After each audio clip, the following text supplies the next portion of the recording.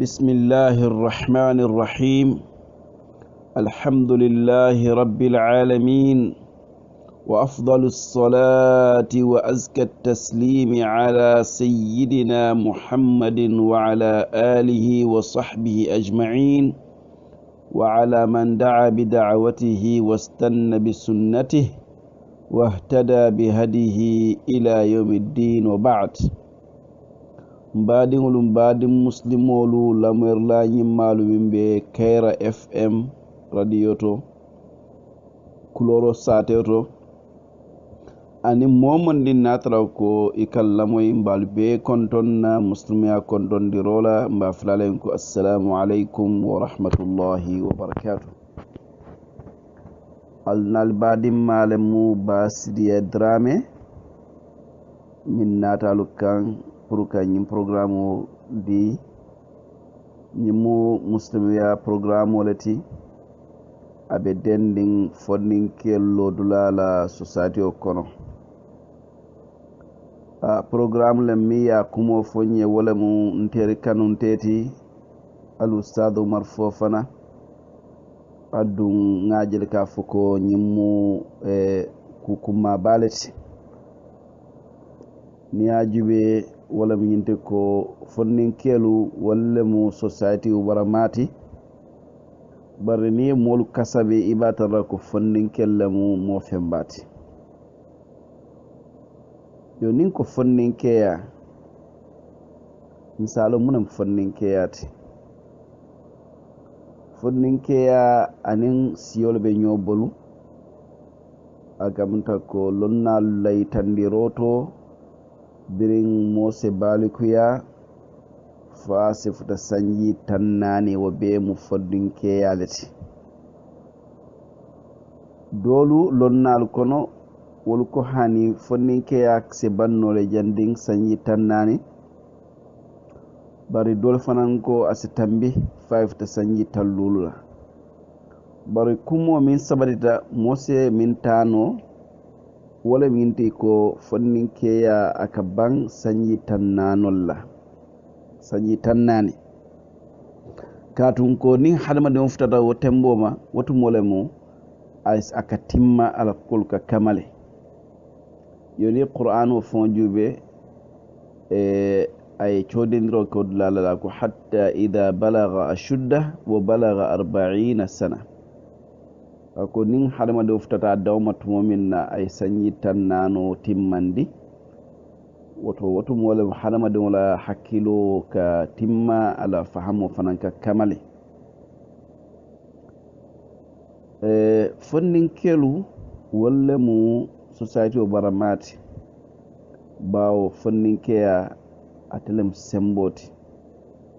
sembo katara mola fonninkeya waatoo le katoo ka kummooto fonninkeya waatoo la woto fonninkewol le ka société samba musilimeya bandeero itel le ka wulindi ka a selindi santo banku banku ni koyin ko a tata ñaato isalon ko fonninkewol lem yo ni ye juube hani musilimeya diino ñin to fonninkelu wolle musilimeya so sembo la itolle atunna kiila sallallahu alayhi wa sallam ay musilimeya banko londino madinal munawwara musilimeya nata yerwa kafta duniya karo bela wala sabu musilimeya bira nata birin cuku a hatita fonninkella a hatita ka fonninkelu parendir ñañimmala bawo itolle mum moluti min ya lon ko sini samo kadre tolle bulla kila alayhi salatu wassalam a yimbange ako inna allaha la ya'jabu min ash-shabi alladhi laysat lahu sabwa ako alatalla fon ka kawa fonninke ba mi ya lon ko jenketa la kolto ko mi fonninke ya kuntu iman jenke ko mu kulti aka ala kawa baki kila sallallahu alaihi wasallam ate fo biri wahyoɓe jiila kan a siyoɓe sañi tan nan wala mu siyoti fonninke aka timma siyo min na abubakar radiyallahu anhu mi yalon katel keda muslim wala khalifa foloti birin abe dunna muslimiyado asiyo be sanyi tan sawani se anduniyate konti kila la sahibul ko ate mu sahibe kebalte bara asiyo sanyi tan sawani se akamta fonni kela mate kila siyata de sanyi fula dol ko sanyi saba umar ibn khattab radiyallahu anhu min ka to moy nite a moy senna umar akefe birabe dunna muslimiyado akebarim badunda hani senna umar be dunna muslimiyado asiyo be sanyi muwan ani worawla senna uthman ibn affan ni ya jube akamta ko atebe sanyi tan sabol ma fonla fonnin kelem senna ali ibn abi talib abe dunna kila bultu min nasiyo be sanyi woro kila le ate kulu akaranta kila bulla sallallahu alaihi wasallam biri wahyo be jila kila kan lonna dolu yaytandi ka foko senna ali be sanyi tan ndum biri muslimi anata dron ateman jeki adunta muslimi adi no yento oto dinnol ko natlo mo fulode min dunta muslimi ato senna ali aman chakano long anaman sujudi jalawo yala baluwo be kono ala ate suwandi ka kila ka trabularin kila no sallallahu alaihi wasallam bira dinnin andu ala nata so hakkilo la miyalon ko adiyata baka hakkilo yirwata andum ay kato ke dino yen khaybara kello kila sallallahu alaihi wasallam ako sahibol yen ko mbe bandiro dila kella jamiyalon ko ala ya kanu anala kila andu ata fana ala nala kila kanule de wolu sahibe jamaa hammeta birin kila ya fo jandabe moto folam mo jamaa hammeta bawo ni ala e momin kanu kila e kanu ete ya bela soto adol ko umar ibn khattab fadam be hammere non pour ka bandiro nyin sodo bari kila nata bandiro di jumala wala ali ibn abi talib lo min na kila be bayin na kabum makka kata madina jumala ila la ron kan senna ali ibn abi talib wolu la senna ali sanyi mo ani sababol akamta wolu la fon niyo wafile isa fale non kafirol safa no le non yo badr kilobe ke lomen na akamta ko ali ibn abi talib be maberin o keledula ni asiyo yube sanyi mo ni lur andun birin kilobe na damutala kafirol la kampo la mosawal botaje to muslimul fanna kampo mosawal botaje muslimul la kampo molu ate bolle kono senna ali ibn abi talib ana fande ma hamza anin afandingo dingo igamina ubayda ibn al-harith mi kilaji be sallallahu alaihi wasallam atilinta amanti ka fanin kolbe diyarin ila moli bolle kadandila na nabe kuyare yen wande mol nati kelo yin kele bala yinam kele ba folot muslimol ning kafirol tem yinan kele folot bar kila min bondi min yeni yobo o kelo la afelande afon baade won yo ali ibn abi talib ateni min dunta nyola wala shayba ibn rabi'a aya no afa khandaq kele non senna ali ibn abi talib atelni amru ibn wud al-amiri atelni wodunta nyola aya fa atranu amru ibn wud al-amiri badr kelelon abije ando ay tawota ko atede tulo kila konto fa kila fa sallallahu alaihi wasallam bari maji ali ibn abi talib nata fa yo ali ibn abi talib ni khalifolu adarato ila baki ani katata nyola bin abubakar fo umar fo uthman ani bere katata nyola anda kete ma kwirla ba ta wala sabu sayyidina umar radiyallahu anhu ikaka funu laula ali la halaka umar ni ali utenun tombi umar halakita ba watu wata simira nyimmal diyala simira kendol diyala mbe diyamra sahibi fonninkol la hanibi e abol kono abdullah ibn umar radiyallahu anhu aw radiyallahu anhuma ana fa malama ala talla dunya lay bema senna umar dim malamat abdullah ibn umar ata wuluta jandi kilala bayimba ko bo makani kada madina sanjita wala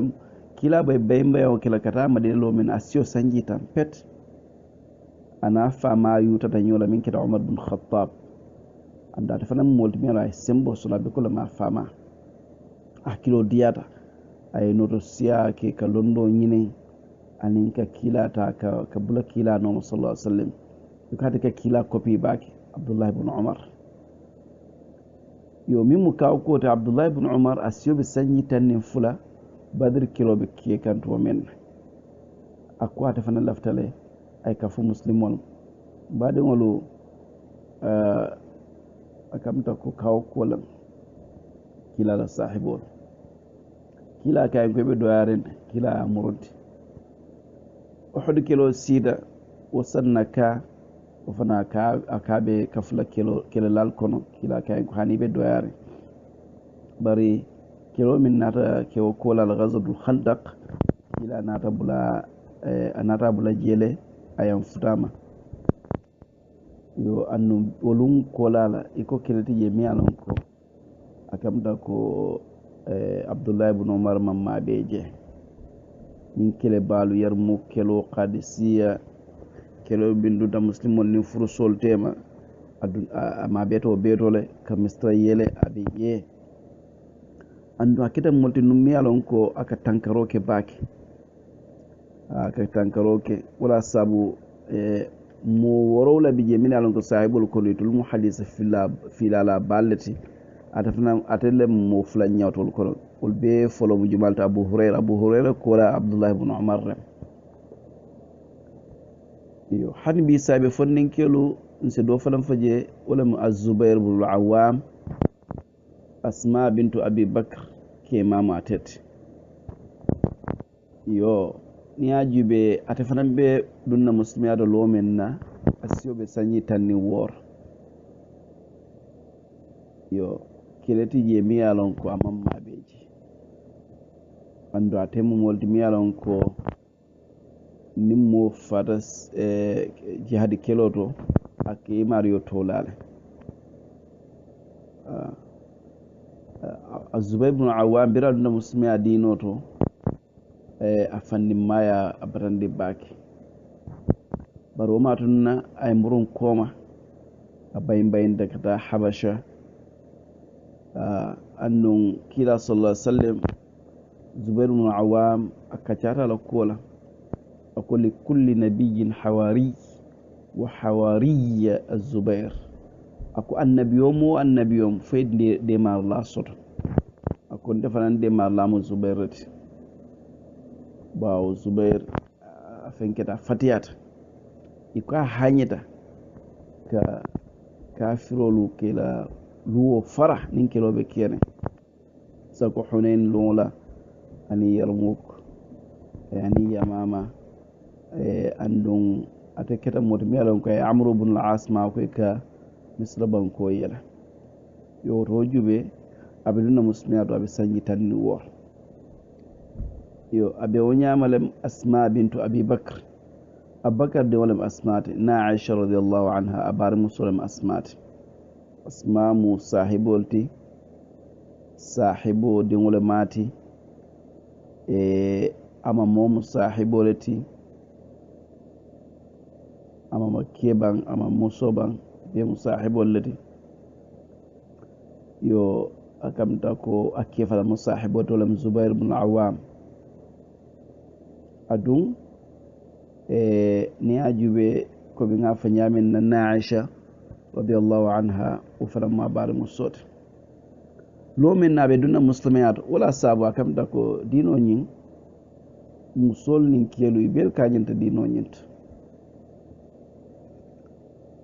bel nyanta kat la dino nyen asma be dunna muslimat be sanyi tan anin nane iko ni ajube mol min dunna muslimat kono atebe kela mo tanni worowla ñawde keto ban musuto ban mo tanni worowla yate dan atebe kela mo tanni worowla ñawde birani zubair fututa zubair be foireyade num baake bari aka zubair makoy fo ala tallanata zubair makoy ka harje firin yo birin itata madina munawwara bay mbaynda kata madina ko lumolola akamta ko asma kono bala non birafta do quba madina sate oto ay dunoji awluta abdullah ibn zubair la oto abdullah ibn zubair atlemu mo folo de min wuluta bay nal kono madinatu andum birin abdullah ibn zubair wuluta kankono jiyo min fulodunta kawto wala olam kila la kankono jiyoti sallallahu alayhi wa sallam bawo kila kola ketu dinnolla astabareta tuwa da kono a domande ke da kono wala tahnik yo akamta ko birin senna bakar abe bola makka ka bayin kata madina nin kila sallallahu alaihi wasallam ko min be babulu a bele sama iko lu wolona min be senna bakar bulata da foddir hammo wil woro ala dimbayalu hanfi amatu yenje kila ko abakar yimre to yenje ko en ala nala kila to yenje yo birin asma bint abakar amama kewo abubakar fama alam abu quhafa bira wo kalamta andu wolum wolona abu quhafa man du muslimi adino do folo yo agamta ko ate ko akamta nyamutata abubakar fama abu quhafa bira amoy kadimo nin kila yutata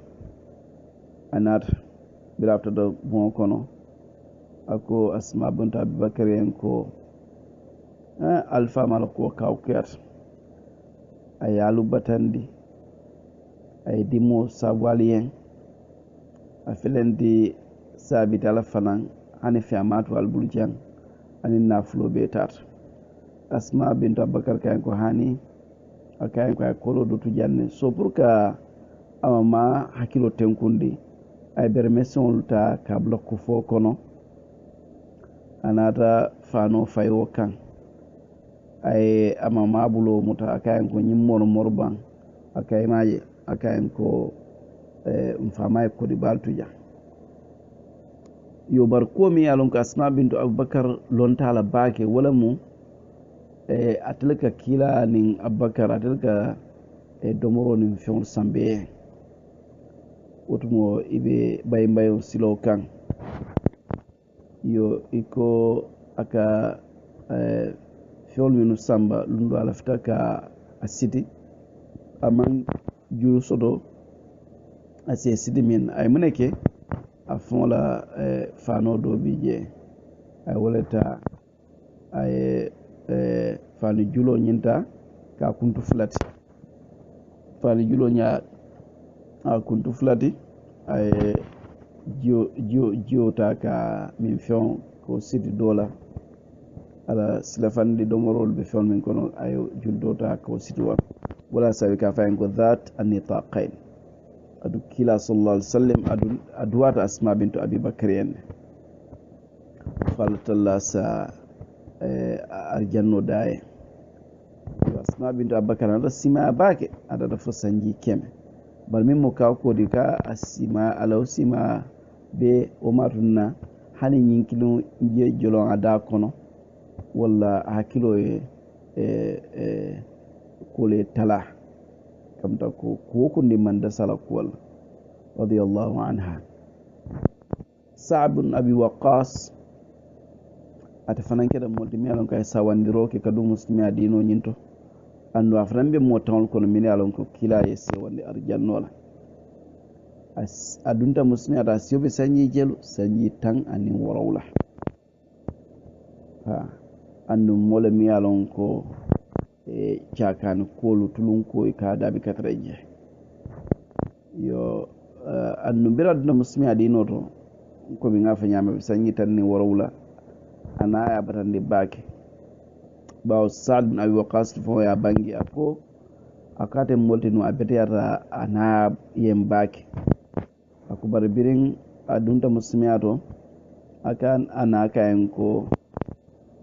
Saad munam ngin dino to mi alon ko dina kudo de dum tamin kono aka ako Saad en ko niman dino nyimbula ntete domor kela nte minna fonga fa aka Sadra ko bitum molu be ngay belan koma isafu ko Saad le anafa iyo akamta ko Saad bin Waqqas kana en ko akayen ko hani alay ni keme ay wole dada ka dun ikono ni kemo be kilin bota be bolale akayen ko te dino nyimbula la jede akayen ko ndimbitum ko be bul ni lafte domoroke ni mallafi ikana domorke barbi dun te dino nyimbula wala sabu ala talla subhanahu wa ta'ala ay qur'ano ayo jindi ako wa in jahadaka ala an tushrika bi ma laysa laka bihi ilm fala tud'uhuma wa sahibhuma fi dunya ma'rufa ako wulula fulolu ni ko be forcer la fo ise flanka fumma ako kula annu kula mi alan ko londi mantre je ako kanabule noma de ako baro o be nyaaw nyanding ise betia ife wala windi wulula kany hana keda kafiro di nyanta nyi nyala fele barna ko en ko fulaka fu alama hani de imanya na bulala no ako en ko kuke mi alon ko dino ko en ko kanaki imanya na bulala no bar kuku ni naye ya marala nin dino le ya fo khayro le be jeto e bula no bari naye fem foye mi alon kan ni dino furanyo ko kana bula no wo fara mu karantati ja Saad bin Abi Waqqas radiyallahu anhu atayka da mo fulor mi alon kay kala beño fay ala siloka andum aketa mo mi alon ko duwa jabi mole mati bawo kila fon duwata akayen ko Allahumma stajib li Sa'd idha da'ak Mario idan kun Sa'd manaye idani wala sabi ko ala duwa jabita ala duwa ka jabi iko ke dolem wonele sedan juriya kala kodo senna Umar jamano la wotumo Sa'd ibn Abi Waqqas Umar ya teleke kumandawte Kufa Iraq banko kan iyo woto womi sedan juriya ke ay kumale fo Sa'd mami yalon gaman ka sonte o ko man dia Sa'd farna rabulotile alala akayen ko Allahumma in kana abduka hadha kadhiban fa atil umrah wa atil faqrah wa arridhu lil fitan akum Mario ila injo natra kay min fonte ma faniyalem akoy sa so si jambala barde isa la fuariya lo jam fandi bake andum isa jarabi fitna kol alay Saad ibn Waqqas la duwa jabi kenyin akamda ko kenyin fon nata siyo soto ay siyo soto fafon ka foko ako ndemu kebalti mi alon ko alay jarabi Saad la duwa la jabi tamma ay ndanka duwa jabi ta bawo ikwata la kebata fo anya kombotiol be wututa barwo be nyaawo nyanding iko akatra komi musol noma sungurunde on noma sako jon sungurunde on yo Saad bin Abi Waqqas felenti nimi ya to moy sako nimi ya moy ka fako kila bare wolam akike fe keba balte birabi no musmiato hani amanke woke bati bira abedu no musmiato akamta ko komi nga fo nyaminna Saad bin Abi Waqqas yani komi afannin kedunta dino nyin kono yo sanjitani worowla Abdullah ibn Abbas malla mobe jede miyalon kay ma to moy Abdullah ibn Abbas abdullah ibn abbas ni sahabe dinne wala bawo ate wuluta jalli kila la bayma sanyi saba annun kila be banna lo men na kate be sanyi tan anin saba kam da ko kila be banna te dinne mala bije bari ñindinno mo alfalte de bawo ay hadithu min tanka kabo kila bulata da fa haditha wili kilin haditha keme woro tawwor yo molmin yalon ko wolle hadithu fila baki kila bulla ike konti mo wolowla atele molulu njawtol kono wal mo folo mu mata abu hurayra hadithu min fila kila bulu adata da fa haditha wili lulu haditha keme saba haditha tawwor wala ninane min bate noma mo flanyo mo abdullah ibn umar ade hadithu min fila kilabul adara haditha wili fula haditha kebe woro haditha tansaba min be noma mo sabanyo anas ibn malik haditha wili fula haditha kebe fula haditha tansi anin woro min be noma wala mo nani jawtina aisha radhiyallahu anha ade haditha wili fula haditha kebe fula haditha tan ay wala fila molulu njawala mjumat ibn abbas ko mi sante mbota fla nyamin na hadisa wili killing hadisa taworo hadisa keme woro hadisa tawor hadisa wili killing hadisa keme woro hadisa tawor jabir ibn abdullah ade hadiso min fila kilabulla adada fa hadisa wili killing hadisa keme nan hadisa tannan mawrolo njaw jumal de wala abu sa'id al-khudri ade haditha wili killing haditha keme haditha tawwara wala walta kilabul sallallahu alaihi wasallam yo woto abdullah ibn abbas biras yofta da sanji warawla abi kilabul sallallahu alaihi wasallam akatra kilabala drom hani kilala ta saljum dalata ka saljimuto saljiyo nati kilay sallallahu alaihi wasallam ase sali kila koma wala sabu jamanin kila be tamala abdullah ibn abbas katra ala selen kamfion koma yo abdullah ibn abbas anarke motemiyalon ko hakilo sabati da bake kila fon duwata sallallahu alaihi wasallam kila ko allahumma faqihu fi din wa allimhu ta'wil mario afahamundi dinola andun ya fahmundi tafsirola yo birin kila banta kola la sallallahu alaihi wasallam ibn abbas kontine ka londo nyinin sahibul bulla ni ikona haditha min kibaro moy akamta ko akatawo sahibo ya ayila la bundato ni o mario be stilbla sinola iko don ko min fano min katra la kola ko kullaronti yo iko fonyo sa feje andun ibn abbas fo ya bangi ko nati laftanu nay bunda ko mario ako mario bunda e line bara kebatu ne fo mario fundi to men no mario fundi ne saybo funda ya ibn abbas sallallahu alaihi wasallam asafa ngo yabna ammi rasulillah ma jaa bik kila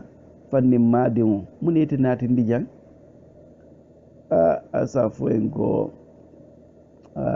wo mario safa ngo barite ni laftanu hani ente ikila kinte noma ente sine tarebe dami akamta nyiri kila nala dunkelu